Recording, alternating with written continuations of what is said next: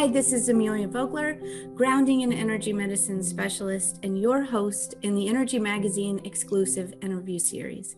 Today's our guest, Renee Baribeau. She's an award-winning bestseller author, Winds of Spirit, a dynamic speaker who injects humor and practical wisdom into workshops and presentations.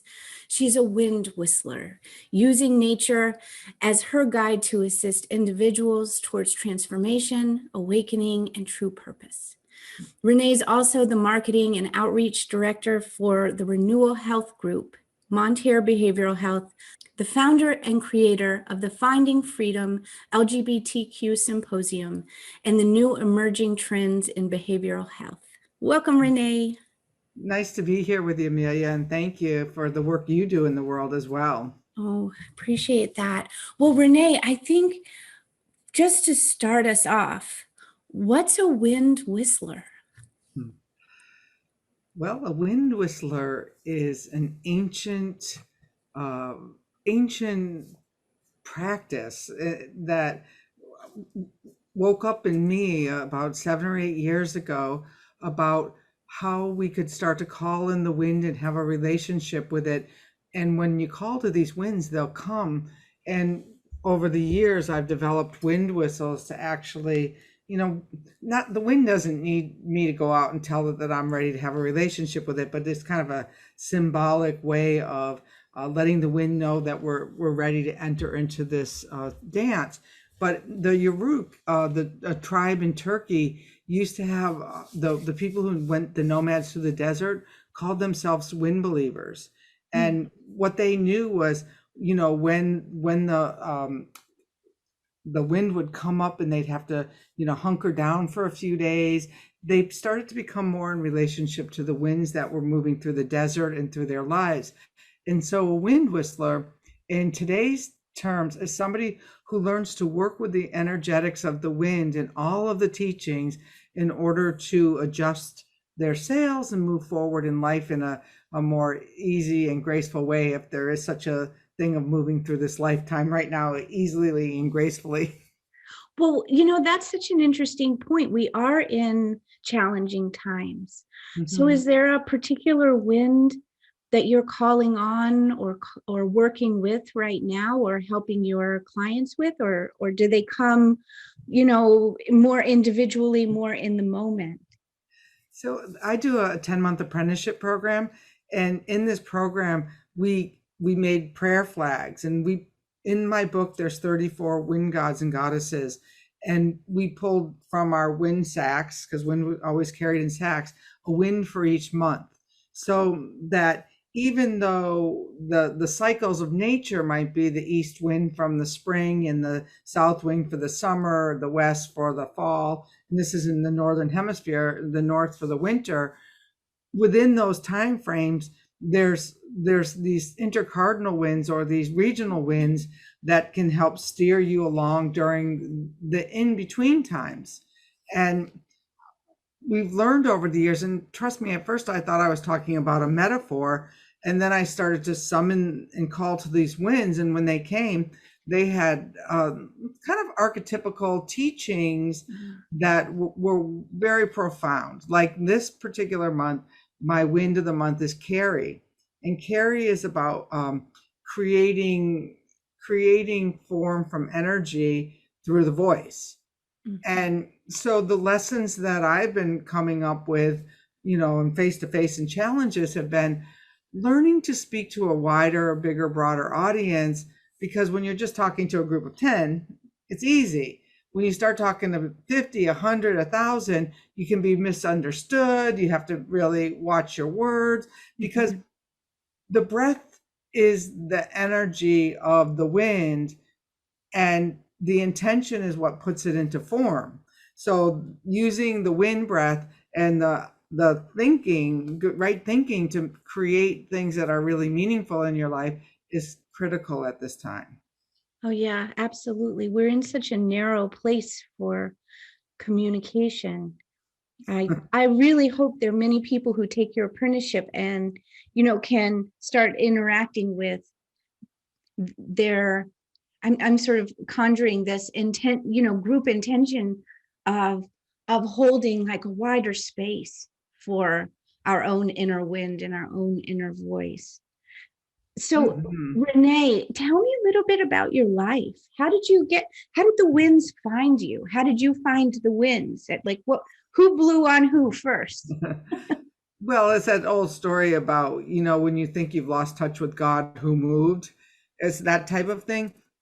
In my 20s, I started seeking, and I'd go to psychic after psychic looking for answers. And there was this one woman, Connie, and she said, Renee, you can go out and sit on the curb because your destiny's going to find you. Then I was in Chile with a Mapuche grandmother, and she said, oh, you have a big destiny. You're going to have to grow into it. And she gave me this name was best translation as Triunco, which meant the sound between passing things. At the time, I was, for the next 15 years, trying to figure out what that sound between the passing things was. But if you think about it, that is the wind, that movement of energy that goes between things. And so then about, I don't know, 8 years ago, I was up on Whidbey Island on Evie's Landing. And if you've ever been there, it's probably one of the most beautiful places in the whole world. And I've traveled extensively, but I was looking at this craggly old tree, and all of a sudden it was like, wow, the wind, it's the wind. And I thought at first it was a metaphor. Mary Poppins comes over the fence with a bang and a crash on an east wind and leaves with a west wind. And so I started looking for all the wind metaphors. But what I didn't realize was that these metaphors, in all mythology has a point of origin, but that there was a time when people navigated their life based in nature, and the wind was that way that it spoke to us. In fact, deer will change direction when the wind is coming at them, and hunters know this language of the wind in hunting. But we forgot it. Yeah. I was reading on your website, you've got a wonderful blog as well. And you were talking about how the wind languages was also, sort of native to the farming community as well. Absolutely. How does that Farmers work? know. Yeah. Yeah, it's so interesting. So what keeps you in relationship with the winds? The wind connects us to everything. For years and years, people would say, oh, we're all connected. And I would go, like, really, come on. What a metaphor for what? But then when I realized when you're born, you inhale that first wind breath in. As you come out of the womb, you're relying upon your mother's wind, and all of a sudden you need your own wind. And it's when that you take that breath that life force, that spirit comes into you, and then you breathe. And then when you exhale on your final exhale, you're letting that wind breath go back to nature. What's interesting about our universe is it's a closed system. For 4 billion plus years, this universe of ours is a closed system where the same wind has been circulating around, cleansing itself around the world. So if I send a thought out to you this morning, it's going to hit you this afternoon and go around the world. It's going to be over in Europe in the next day. And then, I mean, all of our messages were always carried on the wind. And it was only our ability to hear them that gave us our traditions in each particular culture, each particular tribe, because tribes were gathered around people who spoke the same language. And the language of the wind that you need in Siberia is different than the language of the wind that you need in Florida. So we became more regionalized by the wind patterns going through our communities. Oh, that's so interesting. Is there a conception of a larger wind that we all can hear? I don't know that there really is. In the Greek mythology, Olympus was the place where the winds didn't blow, where the gods congregated. But in a lot of those old ancient mythologies where they start to try to define a god that needs an intermediary, which was a priest or somebody else for you to interpret it, this is where the separation started to happen. Mm-hmm. Oh, that's interesting. Are there certain rituals that you do with the wind? Is there a role of ritual in your work? Absolutely. One of the best rituals that everyone can start to add to their life is taking a wind walk. And a wind walk Wow. is a mindfulness practice where you walk to the front door. This one requires you going outside. Or if you're confined to bed, opening your window so that the air comes in. But you go outside, you ask the wind a question, and then you wait till you get a little kiss on your cheek with the wind or some kind of air movement, or absolutely no wind because there's places where the doldrums where the wind doesn't blow, and then you start to walk and you forget your question because questions come and go. And by the end of the walk or by the end of the day or in your dreamscape, you're going to get answers. The wind loves to answer your questions when you ask. Oh, that is a beautiful ritual. I walk every morning and I try to use it as my waking up. So perhaps every morning I could ask the wind to help, send me a message of awakening that day. I Oh, think it'd be great. and I love an easy ritual, living a life that I consider, more aligned with my spiritual compass begins to allow me to separate between the real and Mhm. the other realms. So I'm curious, in your view of living a spiritually aligned life, what does that look like for you? Well, for me, it means being in harmony within myself, within my community, and with the people that I serve. The rest of it is just a lot of, it's not like if we were all doing that, a lot of this other noise would be negligible. There would be no need for it because if we were outside tending to our own garden in our own yard in our own, piece of land, or, if you're in the city, your own patch of tree out front, and tending to make sure that your neighbors are okay and that everyone's fed and everyone's healthy, we wouldn't have all of this extra time to be, having these inbreedings and these infightings and all of these other Yeah. things because that's the distraction. When we get really clear, what's really important is the tomatoes or the broccoli growing out in my garden, and the rest of it is noise. Mhm. So, what do you think about, our ability to create meaningful change in our local communities? Do you include that in kind of the space of our garden? I In do. terms, yeah, I was hearing that as well. So tell me, Renee, you're just you have such a fascinating perspective. And I love the offerings that you've been asked to bring forward in the world. But what is the Renee behind your door? Like, what are some of your hobbies and maybe interests behind the whispers of the wind?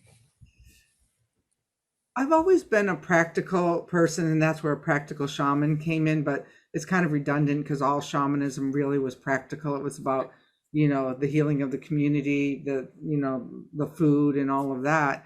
But so I've always been a businesswoman as well, which I love. So that's why about 8 years ago, I ended up working at an addiction treatment center and doing marketing and outreach.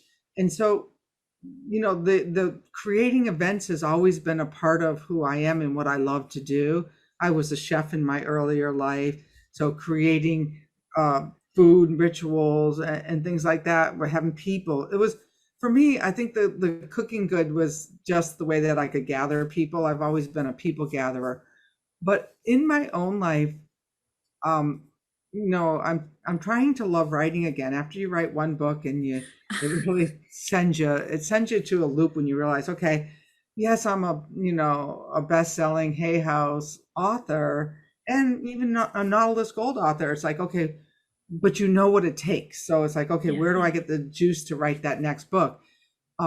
So I do it through walking, and I've taken up to gardening. I bought this piece of land that has about a half an acre, and there's plenty of room on it. And this year I've been building structures. Like Oh, I built a new little tiny house, and now I'm building a bigger tiny house. And I've been having so much fun. I'm a creator, so building has been like a real interest of mine this year, and that takes up a lot of time. ah, I love that metaphor too, Renee, because I'm seeing you on one side of your life kind of creating through the wind, and then right on the other side of this is creating in wood and steel, and it's like it just feels so natural um that the frequency of your creation is getting heavier and heavier and heavier as you go on. It's really cool.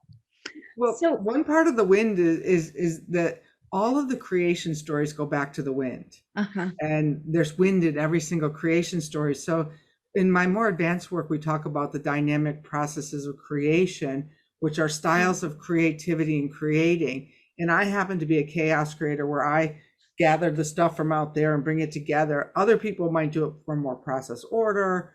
There's, 5 or 6 of them that we work with as dynamics of how we create, because the important part is that about 14,000 years ago we were stripped of our magic, Mm. and the only way we're going to get through this end of the Holocene into the Anthropocene is to remember that we're magical. It's our inherent right and responsibility to be magicians, and to know that we have a direct connection with source, which is creation energy. I love that. I love that. Oh, I do. I'm sort of a whimsical person by nature. So the idea of you giving me and perhaps those listening in this moment to remember our magic is just sort of an invitation I want to just sit with a minute. Oh, feels really beautiful. So I'm curious also because I know that you're an amazing teacher and you have a great apprenticeship that's been going on for quite a long time. So, what encourages you to lead others towards the wind? How did that become part of your calling here? Well, one time I was doing the 12 steps of AA at one point.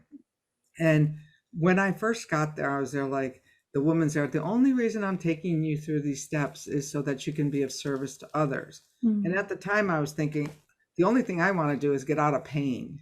But yeah. then by the time that I made, all of the amends and, did all of the forgiveness work, the next thing I know, I was leading a group of people who were in Overeaters Anonymous through the steps. And it was certainly by chance that someone called me. I'm there like, I'm a chef. I don't know anything about, overeating.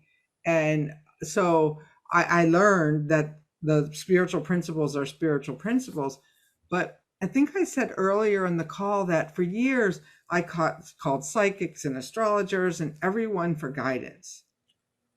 Once I really understood when I called the wind that I knew the wind had my back, I Mm, felt that same shift that I felt from being in pain to then being of service, from being the explorer to being certain that the answer was always in the wind. We just forgot.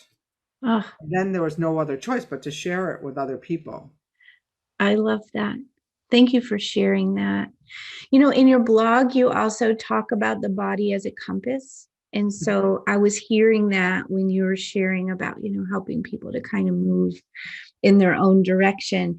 And you also have a concept of your magnetic north. So I'm curious what does that mean for the body to be your compass and staying aligned to your magnetic north? What is that for you in regards to the wind? At first, you hear all the time, again, these slogans that you just hear and you don't know what they mean. Everyone's like, are you going true north? Well, true north is actually, 13 or 14 degrees. There's not the magnetism of the earth. When I started to pull it apart, I'm there like, okay, what is it? True north or magnetic north?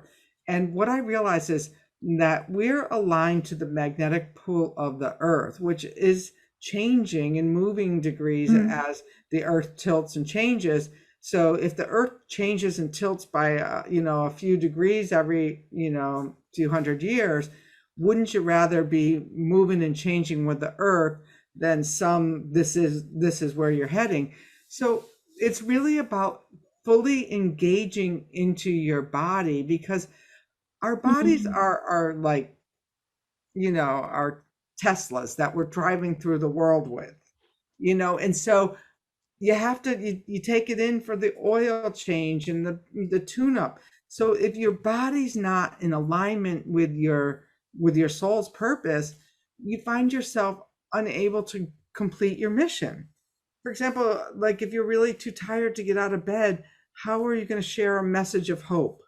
How are you going to show up in your garden? So that your body really has all of the information encoded in it to really help navigate this earth plane that we're all living in, and including the mind, which has the ability to then travel out to the other realms and connect you and all of that. So a lot of times when I was early in my shamanic work, I would see people, and most of them weren't home in their own bodies. They're through soul loss or trauma. It's hard to stay in this body because, in trauma, we'll check out. And that becomes a safer place for a lot of people to live. But to be fully embodied in yourself and be able to make decisions based on being planted like a tree with deep roots into the magnetic field, because imagine you're 80% water, and like the earth, which is being held by this magnetic pull, that it's the magnetism of your own energy field, your own body field, that's keeping you tethered here. And we're all here having an earth experience. Yeah. And I think part of that experience is humor. And I know that you're a very funny person. So I'm just curious, when was the last time you laughed so hard your belly hurt?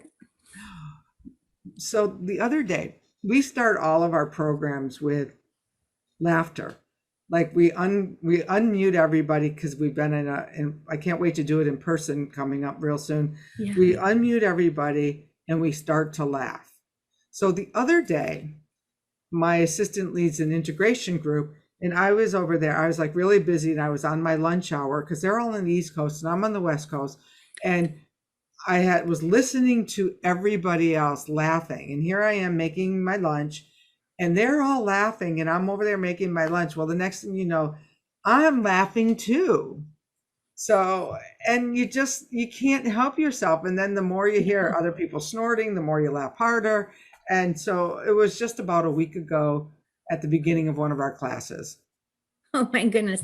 I can't even not laugh hearing about laughter. It is such an infectious and lovely and needed medicine for this time. So Absolutely.